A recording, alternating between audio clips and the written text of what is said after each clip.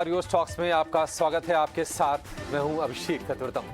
RBI ने अपनी credit policy का ऐलान कर दिया है। महंगाई को लेकर चिंताएं बरकरार है और ग्रोथ के अनुमान में भी थोड़ी सी कटौती की गई है, लेकिन हम देख रहे हैं कि लगातार बढ़ोतरी हो रही है, लेकिन कहीं ना कहीं दरें बढ़ने की रफ्तार अब धीमी पड़ती हुई दिखाई दे रही है। लगातार 3 बार आधे % के आसपास की बढ़ोतरी हुई थी और इस बार 0.35% की बढ़ोतरी हुई है आरबीआई के रेपो रेट में।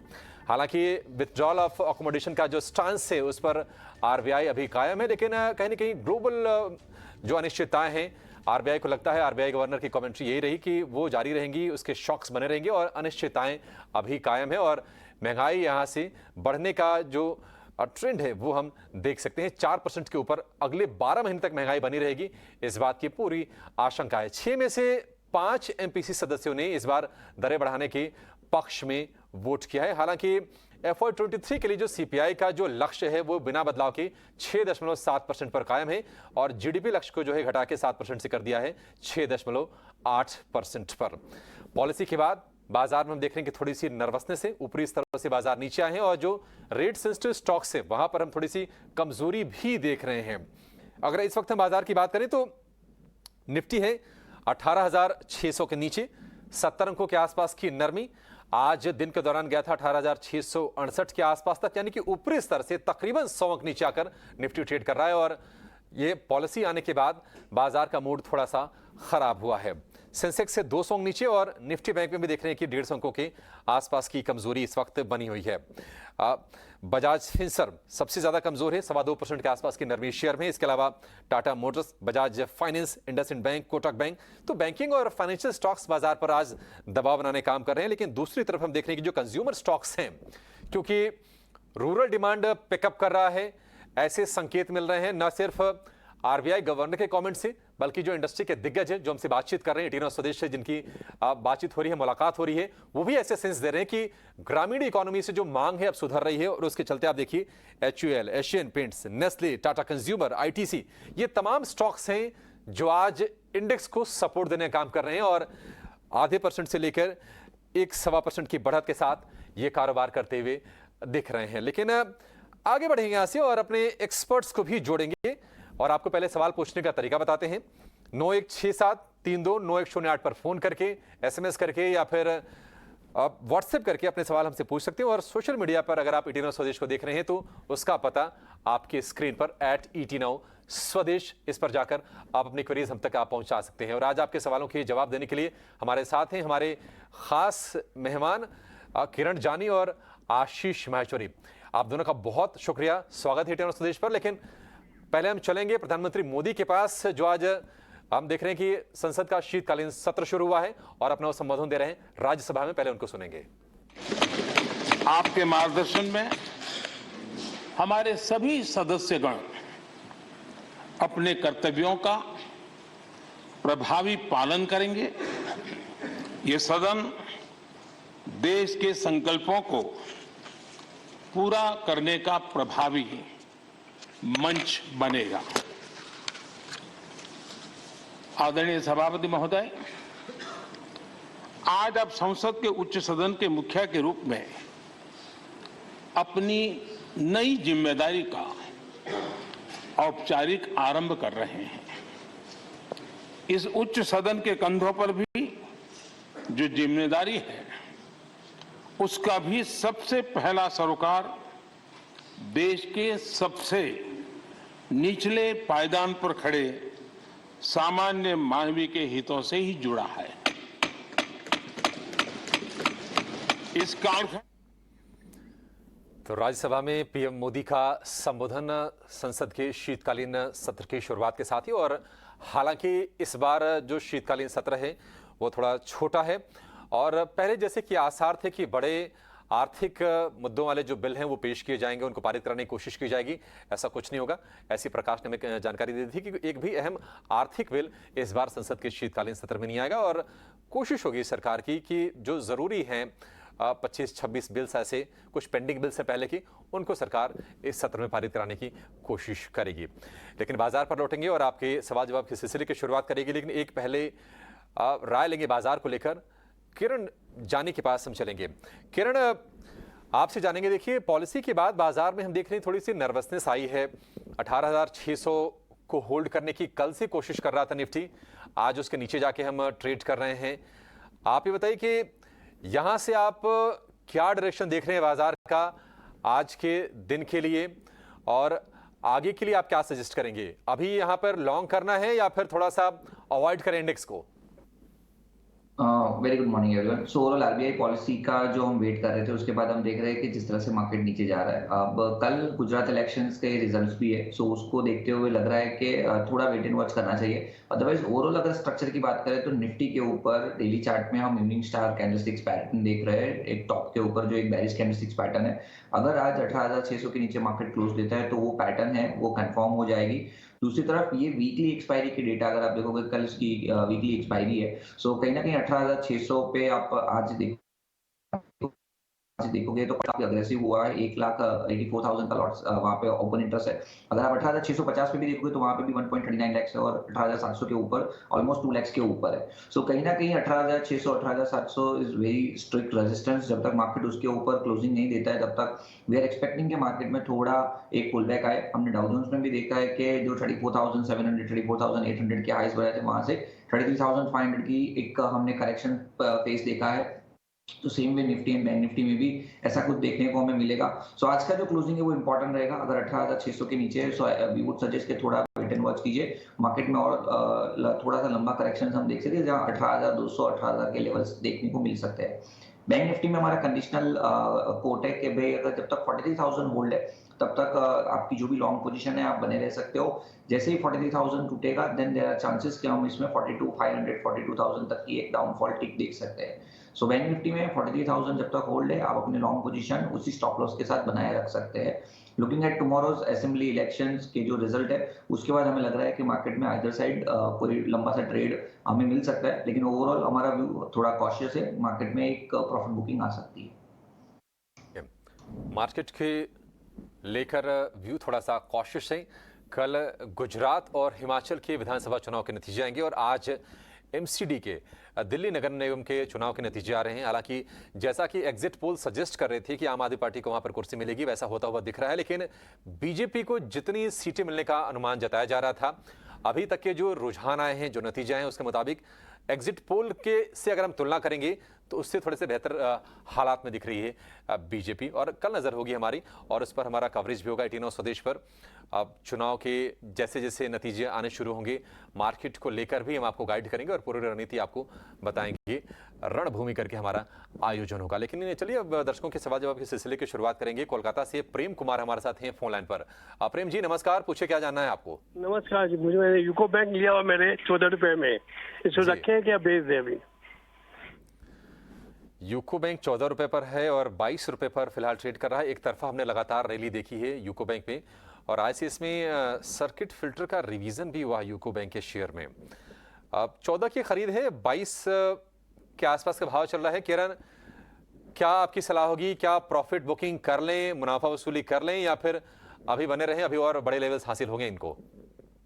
सो अगर यूको बैंक की बात करें, या तो मैं निफ्टी पीएसयू बैंक इंडेक्स के ऊपर एक बार डिस्कस करना चाहूंगा। वो अपने 5 साल के हाई के ऊपर ट्रेड कर रहा है। सो कहीं ना कहीं जो पीएसयू बैंक इंडेक्स है वो काफी स्ट्रॉन्ग पोजीशनिंग में है। और रिसेंटली हमने देखा था कि जो पीएसयू इंडेक्स नीचे से रैली जो स्टार्ट हुई थी, उसमें पहले एसबीआई, कैनरा बैंक, इस तरह से एक हमने कलेक्टिवली अपसाइड देखी थी। और अब हम देख रहे हैं कि जो छोटे मझोले शेयर है, जैसे यूको बैंक हो गया, सेंट्रल बैंक ऑफ इंडिया हो गया, यूनियन बैंक ऑलरेडी डबल हो चुका है, तो ये सब बैंक अब इस रैली के अंदर पार्टिसिपेट कर रहे हैं। तो मेरे हिसाब से उनको होल्ड रखना चाहिए, लेकिन डेफिनेटली एक स्टॉप लॉस के साथ होल्ड रखना चाहिए, क्योंकि जैसे ही हमने ओपनिंग कमेंट्री में बात की कि we are little bit cautious on market, तो होल्ड रखिए आप डेफिनेटली।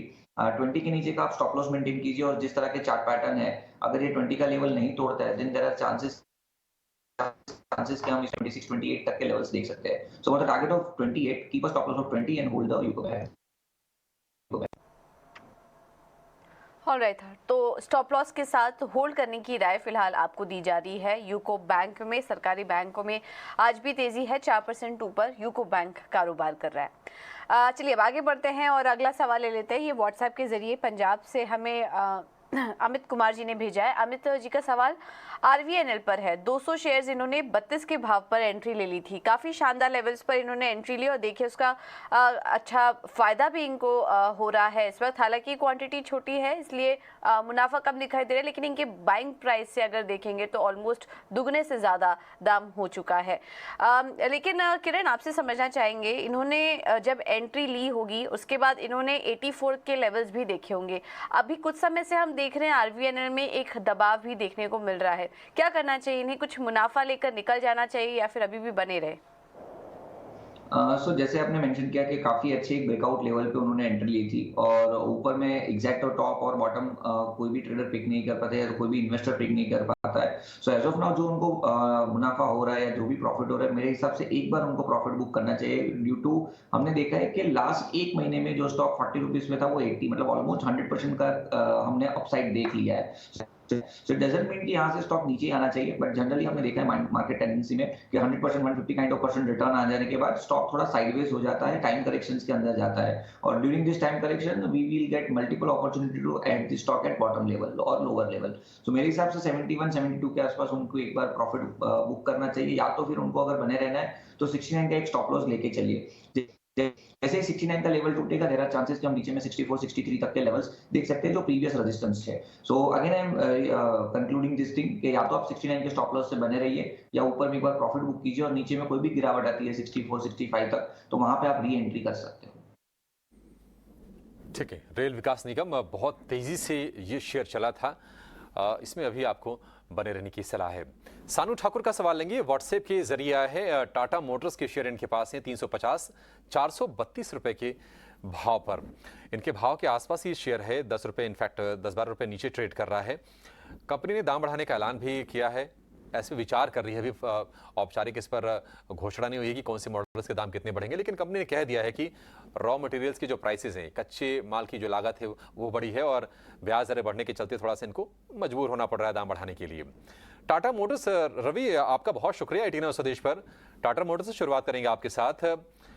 एक लंबे समय से दायरे में है ये शेयर, 400 रुपए के नीचे भी गया। आपको क्या लगता है कि सही भाव पर है और किसी को अगर नई एंट्री करनी हो तो क्या उसके लिए भी सजेस्ट करेंगे आप? देखिए इस समय अभिषेक जी 400 रुपए के ऊपर जब से निकला है तब से इसके थोड़े पॉजिटिव मोमेंटम रहे हैं, थोड़ी बहुत प्रॉफिट बुकिंग आपको जरूर देखने को मिल रही है। लेकिन मुझे लगता है कि अभी अगर किसी को बाय करना है तो 400 का एकदम आपने सही बताया, स्टॉप लॉस रख के बाय करके पोजीशन चलनी चाहिए, क्योंकि अभी हो सकता है थोड़े से यहाँ पर कंसोलिडेशन देखने को मिले, लेकिन अप साइड में वापस से आपको 440 और 460 ये दो टारगेट अचीव होते हुए नजर आएंगे। और 400 के पास 400 से नीचे भी अगर ये स्टॉक एक बार को जाता है तो वो वैल्यू बाइंग के लिए काफी अच्छा होगा। ओवरऑल यहाँ पर स्ट्रक्चर काफी पॉजिटिव है, तो थोड़ी बहुत मुनाफा वसूली इसके लिए हेल्दी करेक्शन है और उस पर आप बने रहे। और मुझे लगता है कि अपसाइड का टारगेट आप 440 और 460 का इमीडिएट बेसिस पे आप देख सकते हैं। ठीक है, टाटा मोटर्स पर ये व्यू। लेकिन आरबीआई की क्रेडिट पॉलिसी को लेकर बातचीत करने के लिए हमारे साथ जुड़ गए हैं फेडरल बैंक की सीएफओ वेंकटरमण वेंकटेश्वरन। वेंकटेश्वरन जी, बहुत शुक्रिया, आपका समय देने के लिए। स्वागत है आपके 18 स्वदेश पर। सर, हमने देखा है कि 3 बार लगातार आधे % की 50 बेसिस पॉइंट्स की दरों में बढ़ोतरी हुई है। उसके बाद इस बार 0.35 जो कि एक्सपेक्टेड लाइंस पर हैं। हालांकि आरबीआई गवर्नर साहब थोड़े से इन्फ्लेशन को लेकर कॉशन थोड़ा सा जता रहे हैं। ट्रेंड हालांकि इन्फ्लेशन कम होने का है। आपको क्या लगता है कि यहां से अब ट्रैक किस तरह होगा आरबीआई के लिए? क्या दरें घटने का जो मोमेंटम है, रफ्तार जो घटने का, वो आगे जारी रहेगा? और अगली पॉलिसी के लिए क्या आपको कुछ सेंस मिल रहा है? हाँ, नमस्कार। मेरे ख्याल से आज का जो अनाउंसमेंट सुन के ये पता मेरा ये था व्यू है कि इन्फ्लेशन बहुत ज्यादा जल्दी से कम नहीं होने वाला है। So it's going to continue even next year. उन्होंने बताया कि नेक्स्ट एफआई का भी Q1 में 5.4 के आसपास का रेट बोल रहा था। Growth is also not, whilst we are doing better as compared to rest of the world. So ये सिचुएशन है कि ग्रोथ थोड़ा कम है, इन्फ्लेशन ज्यादा है। So unless lot of factors come into play and the global uncertainty जो है वो चले न जाए, मेरे ख्याल से इन्फ्लेशन तो और थोड़ा लंबा, it's sticky, it will continue for some more time. और रेट हाइक का भी अभी जो market has priced in probably 1 or 2 more hikes. How much of it is anybody's guess, but मेरे ख्याल से रेट हाइक का अभी खत्म नहीं हुआ.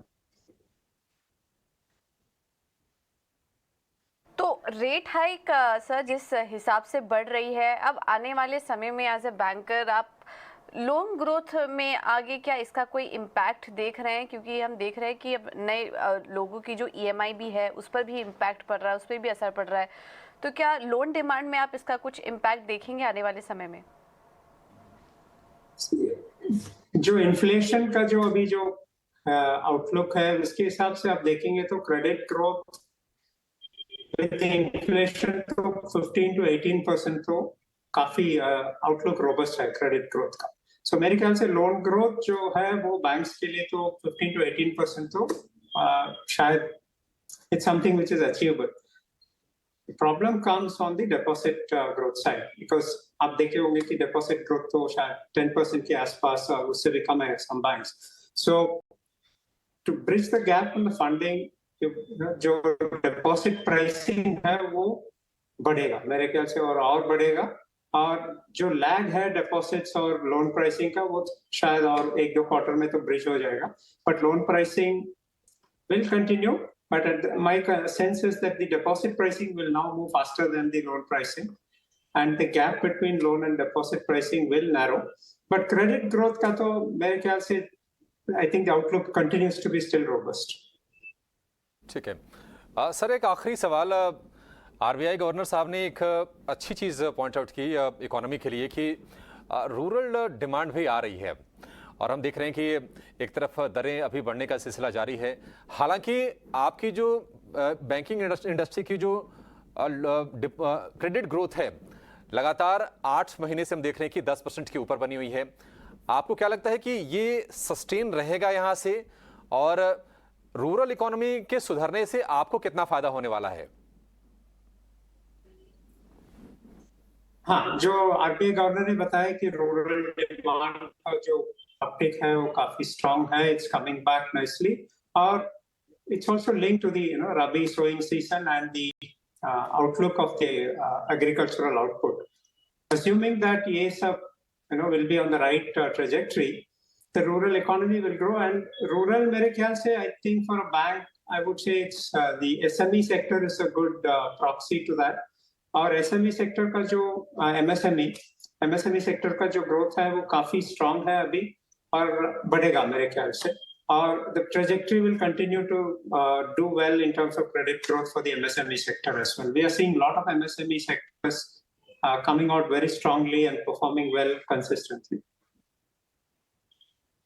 एक आखिरी सवाल और इसका संक्षेप में जवाब आपसे चाहेंगे.